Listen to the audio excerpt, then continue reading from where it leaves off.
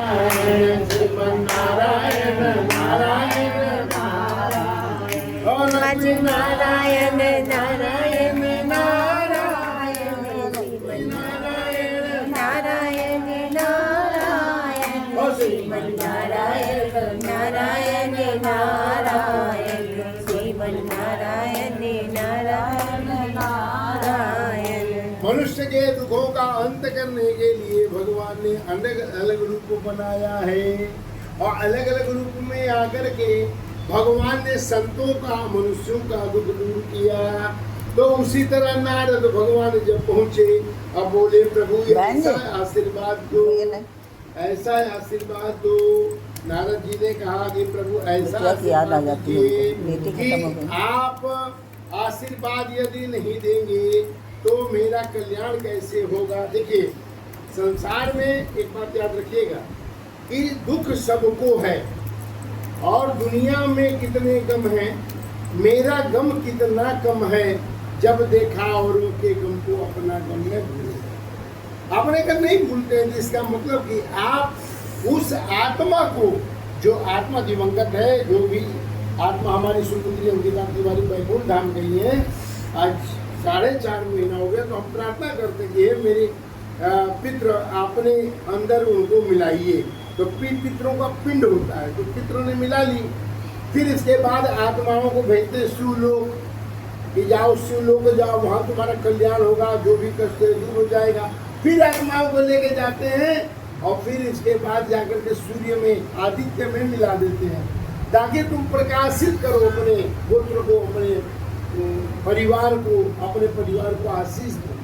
जो आत्माएं चाहती हैं कि जिनका जन्म हो तो वो फिर जन्म लेती हैं आपके रिश्तेदार में, इर्द गिर्द में, आपके अपने में, ताकि उनका जो खाता है वो चुकता हो। ये है भावना। कथा में मिटाती है आपकी व्यथा। जब आपके आंसू निकलते हैं आप सोचिए कि आपका दिल का बोझ निकल रहा है। अगर कोई न रोए तो आदमी पागल हो जाएगा। इसलिए बच्चा भी पैदा होता है तो डॉक्टर जो है उल्टा टांग के मारता, थपथपाता है, बोलता है भाई थोड़ा रोए, थोड़े उसकी आवाज़ आए। और जब संसार से आदमी जब वैकुंठ धाम जाता है तब उसकी याद में हम लोग आंसू बहाते हैं ताकि हमारे ऊपर उसका जो कर्ज है वो थोड़ा छूटे। लेकिन आत्मा जब चली जाए और आत्मा का जब अंतिम संस्कार हो जाए तो उसकी यात्रा 3 दिन के बाद आरंभ हो जाती है, जैसा कि आप गरुड़ पुराण में सुनते हैं। और 13 दिन तक आत्मा जहाँ भी कार्यक्रम होता है वहाँ रहती है। इसके बाद वो यात्रा अपने करती है कहाँ? वैकुंठ धाम की। इसलिए गौ दान जरूरी है।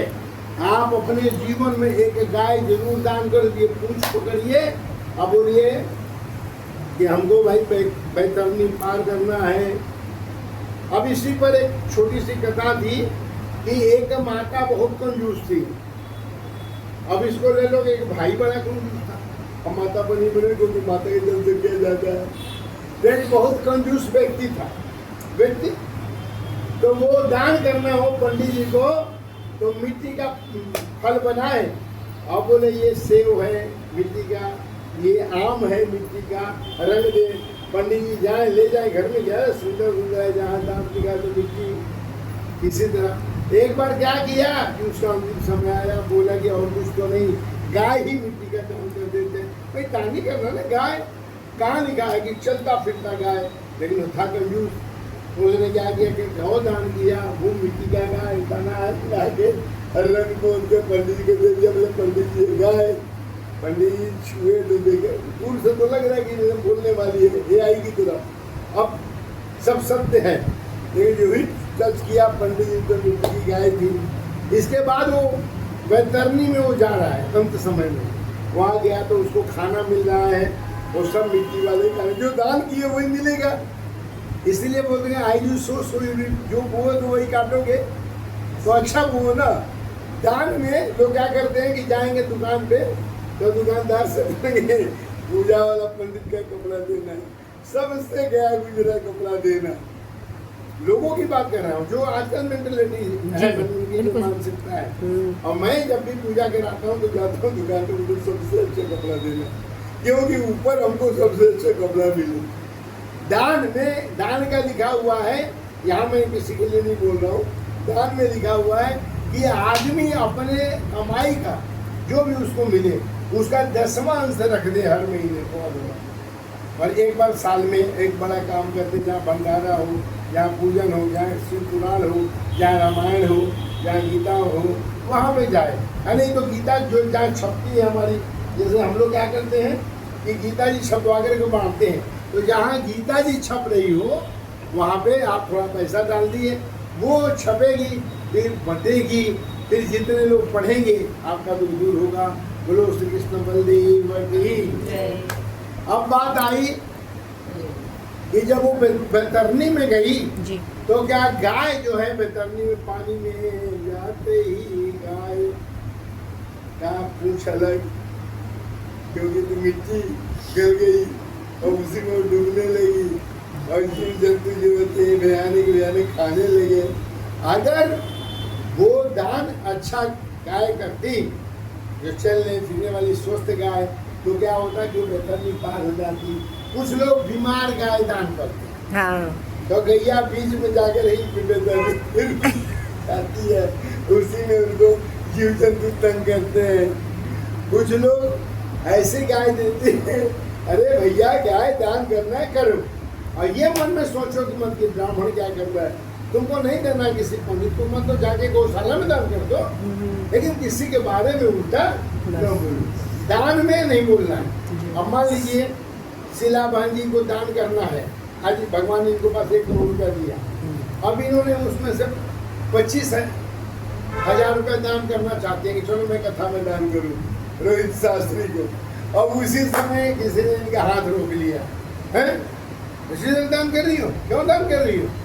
तो इन्होंने तो 25,000 दान में मान लो 10,000 दिया, 15 जन ने रोका, इनको पाप नहीं पड़ेगा, लेकिन जिसने रोका है उसको 15,000 के बदले 1.5 लाख रुपया उसका कहीं जाएगा। इसलिए दान करने वाले को रोकने की जरूरत नहीं, जो कर रहा है करने। हाँ, अगर पत्नी बैठी है, पति जुआ खेल रहा है, शराब खेल रहा है, गंदी आदत में पड़ा है, तो उसका वो हाथ पकड़ ले। लेकिन दान में पत्नी पति बैठ कर के को 2 रुपया दान करो, और दान में लिखा हुआ कि बाएं हाथ से दान करो तो दाहिने को ना पता चले, और दाहिने से करो तो बाएं को ना पता चले। इसका मतलब अगर पति करे तो दान में गुप्त दान करे, पत्नी करे तो गुप्त दान। ये भी एक बहुत बड़ा सामाजिक कार्य, और सामाजिक कार्य जितने भी है सब दान से ही तो चल रहे हैं। आज राम मंदिर बना है अरबों खरबों का, वो सिर्फ दान से ही चला है। बड़े बड़े मंदिर बन रहे हैं, दान से बने हैं, बड़े बड़े गुरुकुल बन रहे हैं, दान से चल रहे हैं। चलिए अब तो चल रहे। तो अब नारद जी के ऊपर कथा आ गई कि नारद जी ने भगवान से रूप ले लिया, और रूप लेकर के नारद जी धीरे धीरे आए, और आए तो कन्या जहाँ पर माला डाल रही है तो वही नारद जी फुदक के आगे बढ़ बैठ रहे हैं। तो एक बार बहन नारद जी उधर गए, कन्या उधर से हट गई, क्योंकि उनका चेहरा तो उसको समझ में नहीं आ रहा था। शीला बहन जब दूसरे जगह गए तो उन्होंने देखो फुदक के वहाँ पहुँच गए। तो उस समय शंकर भगवान के दूतों ने कहा, अरे कहाँ भटक रहे हो, जाओ मुँह पानी में देख लो। नहीं बोलते हैं तो मुँह पानी में देख, पहले शीशा नहीं था ना तो मुँह पानी में देखा जाता था, तो जाके देखे कि थोड़ा सा एक पानी का रखा हुआ पात्र था, उन्होंने चेहरा देखा तो उन्होंने देखा तो मेरा चेहरा तो गंदर का है, और क्रोधित हुए। पहले तो श्राप दिया दोनों को, कहते हैं दोनों शिव दूतों को श्राप दिया, और दे करके दिया जा तुम राक्षस बने, तो राक्षस वहां से बने हैं सब, राक्षस का वहां से उत्पत्ति हो गया, जैसा शिव पुराण में लिखा। अब क्या हुआ कि देखे थोड़े देर के बाद विष्णु भगवान आए, और कन्या ने बरपाला डाला, और दोनों हाथ पकड़ के चले गए। नारद जी बहुत क्रोधित हुए, नारद जी ने खूब गाली दिया, जैसा कि आपको मैंने बताया, बोला ये छलिया तू चलता है, तू मोहिनी बन करके अमृत देवताओं को ही दिया, राक्षसों को नहीं दिया। अच्छा एक बात है, जब आदमी नाराज होता है ना, तो मान लीजिए इनसे आपकी दोस्ती है, और ये आपसे नाराज हो रही है, तो ये क्या करेंगी? नाराज होगी तो आपके बारे में नहीं बोलेंगे, आपने जहाँ जहाँ अच्छा अच्छा काम किया है उसको बोलेंगी। जब जिससे झगड़ा हुआ, अरे तुम्हारा तो उनसे नहीं पटा तो मेरे से क्या पड़ेगा, ऐसा भी लोग कहते हैं। लोग पत्नी को भी यहाँ बोलते हैं, तुम अपनी पति की नहीं हुई, जो तलाकशुदा है उनको बोलेंगी तुम अपनी पति की नहीं हुई तो मेरी कहाँ से होंगी। पति भी बोलता पत्नी को, पत्नी भी बोलता पति को, इसलिए अच्छे कर्म करना चाहिए। अब देखिए नारद जी क्रोधित हो गए। अब नारद जी ने खूब गाली दिया भगवान को, इतना गाली दिया कि कोई डिक्शनरी में गाली नहीं है। नहीं तो छलिया है, तो मोहिनी रूप धारण करता है, तो कुछ भी कर सकता है, दोनों देवताओं के लिए तुम बने, तुम असुरों के लिए नहीं बने। आप असुरों को पक्ष ले रहे थे, कुछ भगवान को कुछ बोले। 15 मिनट तक उन्होंने भगवान को गाली दिया। इसके बाद उनका माइंड से वो माया हट गया, जो माया की नगरी थी हट गई। नारद जी को पता लगे मैं तो माया से हट गया, फिर पश्चाताप किए, फिर रोए, मैं अपने पिताजी को, आज मैं अपने पिता स्वरूप हैं तो आज मैंने गाली दिया, नारायण को गाली दिया जिनका नाम जपता हूँ। फिर त्राहिमाम करके फिर गए प्रभु से माफी मांगे। प्रभु भी तो बच्चों की तरह माफ कर देते हैं, जैसे बच्चे गलती करते हैं माँ बाप माफ कर देते हैं, तो भगवान ने माफ कर दिया। और नारद जी फिर चले गए तपस्या करने। बोले अब मैं किसी से नहीं कहूँगा कि मैं काम पे विजय प्राप्त कर लिया हूँ। तो नारद गए फिर किए आराधना, पश्चाताप किए हैं। जब कोई पश्चाताप करेगा सारे पाप हरण हुए हैं। तो हमारे पापों का समन 3 तरह से होता है।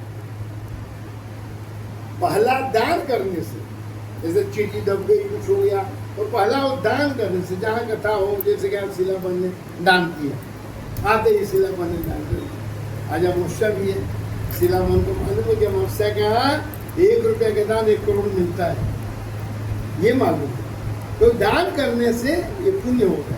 ठीक। अब दूसरा पाप कटने का क्या है? सुमिरन। क्या करना है? सुमिरन। श्रीमन नारायण नारायण नारायण, लक्ष्मी नारायण नारायण सुमिरन। और तीसरा क्या है? सत्संग। क्या करना? सत्संग करना। और सत्संग करने के बाद पश्चाताप करना, तो सारे पाप समाप्त हो जाते हैं। प्यारे भक्तों, आज आपको नारद कथा में, नारद चरित्र में बताया नारद का मोह भंग। कल भी बताया था, लेकिन आज इसलिए बताया कि शीला बहन और आप आज आ गई, ये क्या नाम है, नीतू जी आ गई, ये लोग थी नहीं। माता जी तो कथा रोज सुनती रहती है। माता जी तो कथा का वो है, सागर है। ठीक है, तो वो सत्संग भी सुनती है, सत्संग भी जाती है, सत्संग जाती है। हाँ जी। माता जी की बात हो रही है। अच्छा, वो वाली माता, ये वाली माता ये तो जाती अब है। ये माता जी तो पूरे सत्संग में रहती है, मेरे साथ भी रहती है।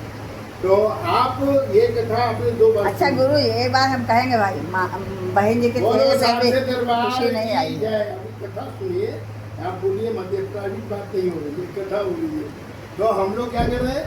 हे परमात्मा, हम लोग जो भी कर रहे हैं, हम किसी के प्राइवेट बात नहीं कर रहे, हम सामूहिक बोल रहे हैं कि हम कथा में व्यथा मिट जाए, कथा में दुख मिट जाए, और कथा से हम एक दूसरे के करीब आ जाए। अब इस कथा से क्या लाभ हुआ?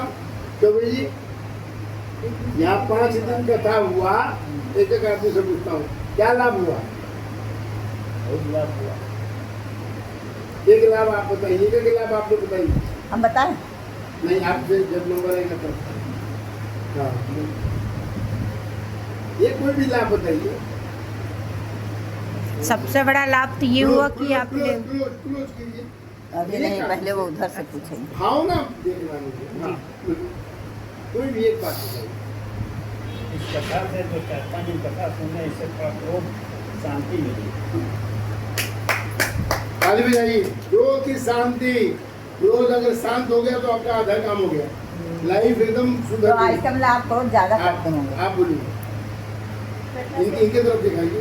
ये कथा हमको याद दिला है, जो आगे अधूरी ज्ञान था हमको, हमें पूरा ज्ञान है। हाँ, पूरा यहाँ कल भी जाइए। और माता जी से मिलने के लिए हाँ, चलिए अब मैं कथा के बारे में बता रहा हूँ, आप इसको बंद कर दीजिए।